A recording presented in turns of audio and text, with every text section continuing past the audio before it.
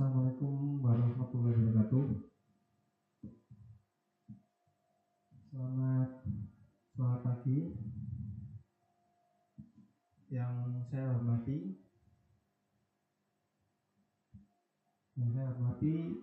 Ibu Tri Asih Wahyuni selaku dosen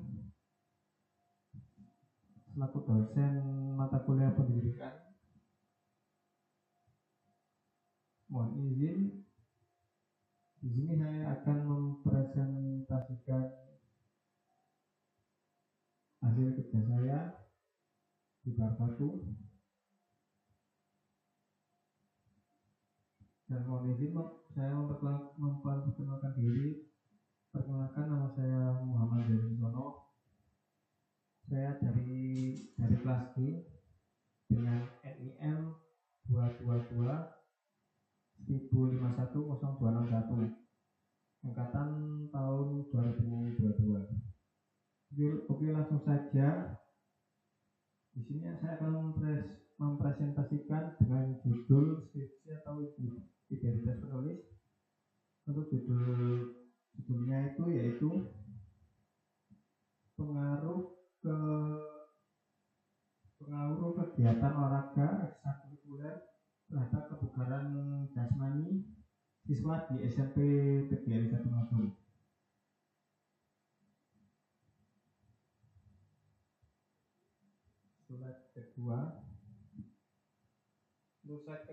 Untuk slide kedua, latar belakang pengaruh olahraga ekstrakurikuler. Apa saja latar belakang pengaruh olahraga ekstrakurikuler? Yang pertama, untuk latar belakangnya yaitu yang pertama, kebugaran jasmani itu penting untuk aktivitas fisik, mental, dan kognitif remaja. Untuk yang kedua, siswa SMP membutuhkan tubuh yang sehat untuk perkembangan yang optimal. Untuk yang ketiga, olahraga ekstrakurikuler sebagai sarana menjaga kebugaran jasmani. Jadi untuk yang ketiga ini menjaga kebugaran, yaitu contoh untuk eskul seperti sepak bola, futsal, atau badminton kan bisa menjaga kebugaran jasmani kita. Terus yang keempat, partisipasi rendah karena beban akademik, motivasi kurang, dan pemahaman terbatas.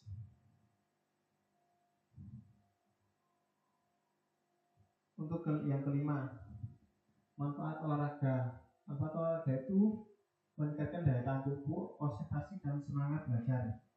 Jadi kalau kita tidak olahraga ya kemungkinan daya tahan tubuh kita akan melemah, konsentrasi kita juga akan turun, dan semangat belajar kita juga mungkin agak kurang semangat lah.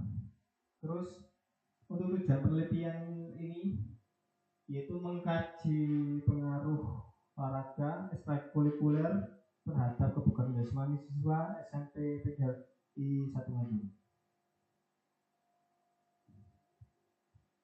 Untuk yang slide ketiga,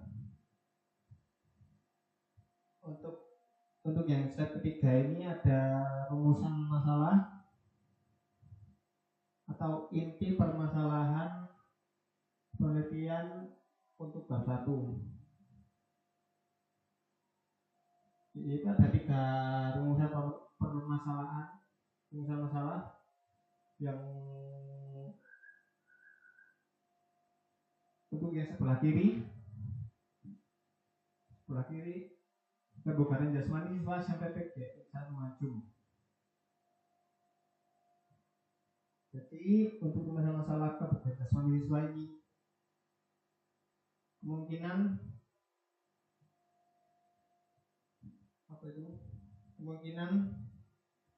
kayak di sekolah itu di sekolah itu pasti akan diadakan seperti ekstrakurikuler yang dengan ekstrakurikuler yang berbau dengan olahraga. Contohnya itu apa saja? Ya, untuk ekstrakurikulernya agar kebugaran siswa itu tetap fit, ya diadakan ekstrakurikuler sepak bola atau futsal atau badminton atau voli atau yang lain. Karena untuk menjaga kebugaran jasmani siswa itu agar lebih sehat atau ini tidak lemas. Untuk yang urusan masalah yang di tengah itu, partisipasi siswa dalam kegiatan olahraga ekstrakurikuler di SMP PGR di SMP PGRI 1 Ngajum. Jadi untuk partisipasi siswa dalam kegiatan olahraga ekstrakurikuler di SMP PGRI 1 Ngajum, yang saya lihat itu untuk peminatnya itu lebih sedikit. Untuk peminat eskul itu contoh anak-anak kita suruh ikut di eskul voli. Eskul voli peminatnya cuma sedikit dan tidak ada peminatnya sama sekali. Kebanyakan di sekolah di SMP PGRI 1 Ngajum itu kebanyakan yang mengikuti ekstrakurikuler di bidang olahraga, kebanyakan di bidang futsal. Karena biasanya di SMP PGRI 1 Ngajum itu lebih banyak yang berminat di ekstrakurikuler bidang futsal. Dan untuk perempuannya sendiri, perempuan di SMP PGRI 1 Ngajum itu kebanyakan kalau untuk di bidang olahraga itu masih kurang menurut saya, karena jarang sekali anak-anak perempuan yang ikut olahraga atau ikut eskul di bidang olahraga. Contohnya saya suruh mengikuti ekstrakurikuler badminton. Contohnya itu tidak ada sama sekali siswa yang mendaftar atau yang ikut, tidak ada sama sekali. Terus untuk yang pengaruh kegiatan olahraga ekstrakurikuler terhadap kebugaran siswa, pengaruh kegiatan olahraga ekstrakurikuler ini sebenarnya banyak. Pengaruh di bidang olahraganya itu banyak sebenarnya. Manfaatnya itu membuat badan kita lebih sehat,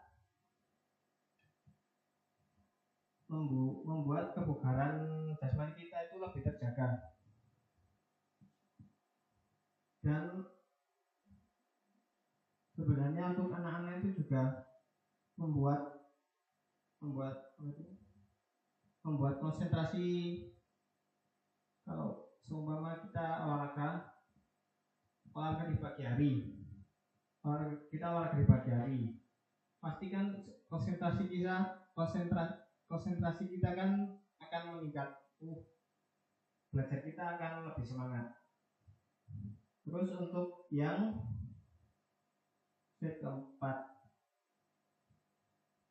slide keempat ini tujuan penelitian. Tujuan penelitian itu menetapkan fokus pengukuran partisipasi dan kebugaran siswa. Jadi tujuan penelitian saya ini yaitu menetapkan fokus pengukuran partisipasi dan kebugaran siswa. Untuk tujuannya yang nomor 1, mengetahui tingkat partisipasi siswa dalam kegiatan olahraga. ya yang tadi saya bilang, tingkat partisipasi siswa di SMP PGRI 1 Ajur itu menurut saya masih kurang untuk yang perempuannya. Kalau untuk yang laki-lakinya lebih banyak di bidang eskul futsal. Terus untuk yang kedua, mengetahui tingkat kebugaran jasmani siswa melalui pengukuran kebugaran. Jadi untuk mengetahui tingkat kebugaran jasmani siswa itu kita mulai dari, contohnya kita mulai dari lari. Saya suruh anak-anak saya suruh lari, nanti saya timer dengan stopwatch seberapa cepat lari mereka atau seberapa lambat lari mereka dengan waktu hitungan menit hitungan menit dengan stopwatch. Terus ada juga untuk mengetahui tingkat kebugaran jasmani siswa itu dengan melakukan yang namanya push up, terus headstand,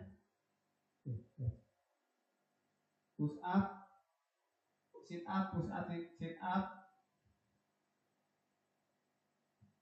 terus lari jarak pendek, lari jarak jauh, dan lain sebagainya.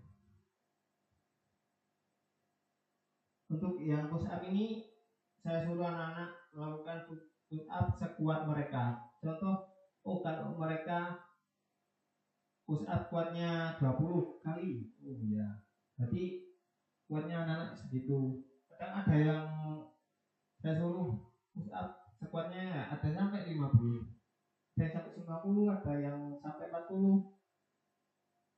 Untuk yang cowoknya, untuk yang perempuannya kebanyakan kalau untuk push up itu lebih sedikit. Kemungkinan cuma mungkin kuatnya ya 10, ya 5, ya begitulah kalau anak-anak perempuan.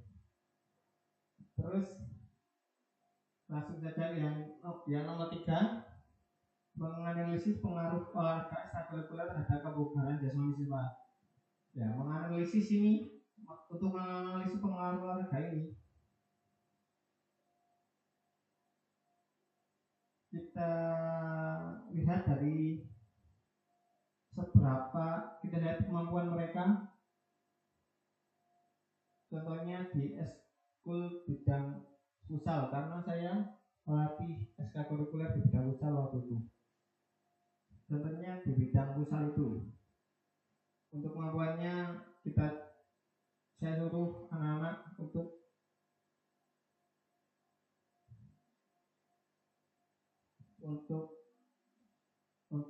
pemanasan dengan untuk pemanasannya nanti sebenarnya pemanasan itu ada 2. Yang pertama itu pemanasan statis. Pemanasan statis itu kita diam di tempat, yang bergerak itu hanya anggota tubuh kita. Untuk pemanasan dinamis itu anak-anak untuk pemanasan dinamis itu badan kita semuanya bergerak. Jadi ada 2 pemanasan statis dan pemanasan dinamis. Terus anak-anak saya suruh latihan passing. Nanti seberapa tahu kemampuan mereka dalam melakukan passing dengan cara mengolah atau menggiring bola. Terus untuk sebenarnya banyak, tapi kemungkinan saya lebih tahu di bidang futsalnya, karena di sekolah di SMP PGRI 1 itu cuma ada ekstrakurikuler olahraganya cuma satu, cuma futsal saja. Untuk yang lainnya itu sudah saya buat di sana dengan eskul badminton, volley, tapi peminatnya tidak ada sama sekali. Kebanyakan peminatnya di bidang futsal saja. Terus lanjut di slide ke-5.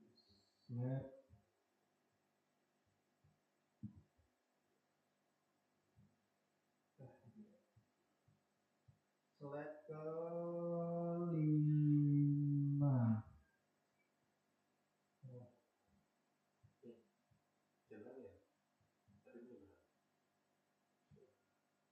ke-5.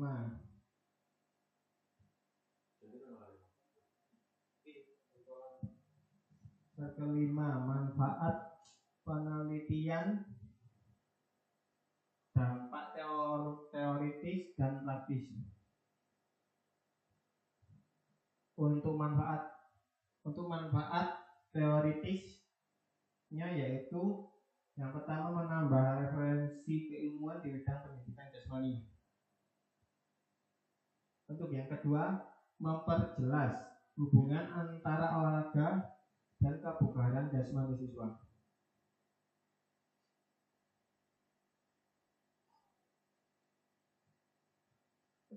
Untuk yang kedua, manfaat praktisnya ada 3 bagi sekolah. Bagi sekolah itu evaluasi dan pengembangan kegiatan olahraga. Ya, untuk sekolah mungkin ini memang ya perlu evaluasi ini untuk sekolahnya, karena ya kayak kurang itu di bidang seninya cuma 1 seninya. Jadi kadang kayak kalau PPDB itu ya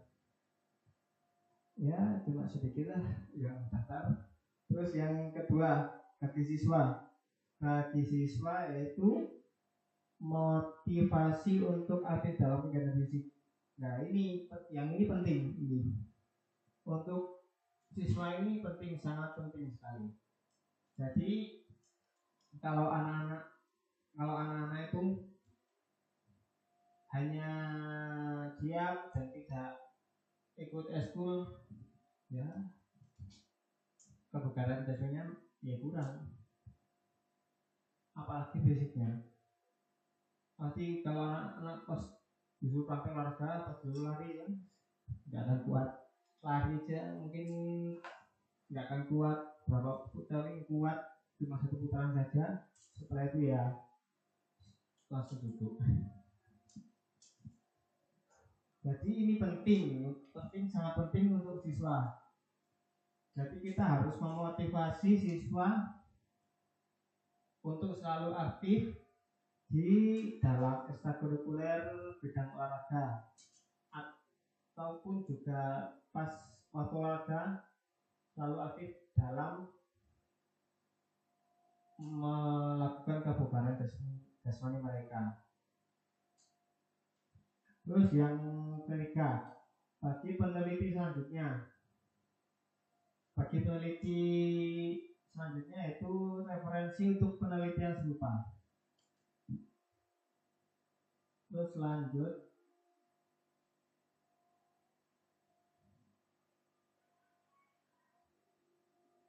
sudah selesai. Jadi mungkin itu saja, cuma beberapa slide, cuma 5 slide presentasi saya. Dikarenakan ini cuma bab 1 ya, ini cuma bab 1, jadi presentasi saya juga cuma 5 slide, karena bab 1 saya cuma sedikit juga. Ada juga bab 2, bab 3, tapi ibu dosen nyuruhnya saya presentasi bab 1. Jadi mungkin itu saja yang bisa saya presentasikan. Jikalau dalam presentasi saya ini ada salah kata atau kurang paham dengan apa yang saya jelaskan, Jadi mungkin kemungkinan saya butuh arahan apa itu ke dosen, karena saya juga baru belajar berpresentasi atau baru belajar berbicara di dalam presentasi ini. Ya mungkin itu saja yang bisa saya presentasikan. Kalau ada salah kata mohon dimaklumi, karena saya juga baru belajar. Sekian dari saya. Wassalamualaikum warahmatullahi wabarakatuh.